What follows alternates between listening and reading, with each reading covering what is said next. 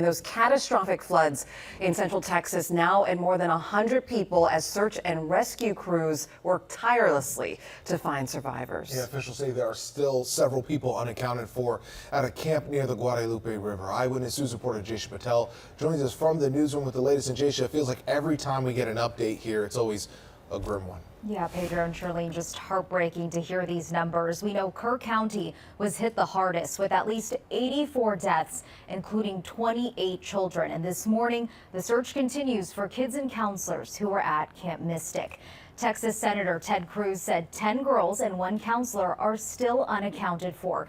We know at least 27 campers and counselors have died, and Camp Mystic is an all-girls Christian camp located on the banks of the Guadalupe River. 750 young girls and counselors were there before the flooding swept through the area, and many agencies are involved in the ongoing ground and air search for missing people in Texas. Officials said more than 850 people had been rescued, and Senator Ted Cruz says for now the focus remains on search and rescue, but in the coming weeks and months, he said he hopes to take a look at the timeline of exactly what happened and when warnings went out to see if something could have been done better. New Jersey native and U.S. Coast Guard rescue swimmer Scott Ruskin is among the first responders who helped save 165 people at Camp Mystic. The real heroes, I think, were the kids on the ground. Like, those guys are heroic, and you know, they were dealing with some of the worst times of their lives, and they were staying strong, and that helped inspire me to kind of get in there and help them out. And President Trump is expected to visit Texas on Friday to take a look at the damage. Back to you.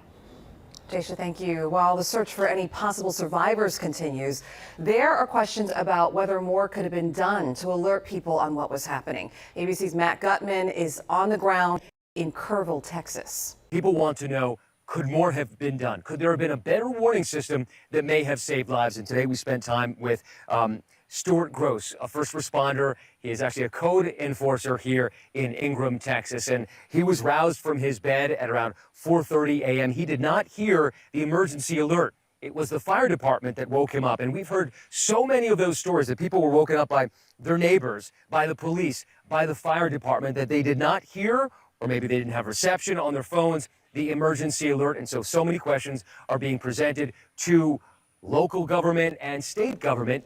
What happened here? Could more have been done? Could more have been done? That is the absolute question. Our thanks to Matt Gutman for that. Rescuers are going to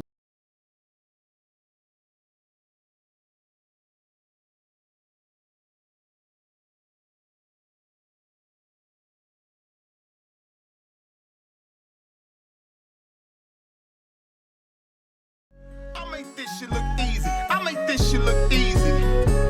I make this shit look easy. I make this shit look easy.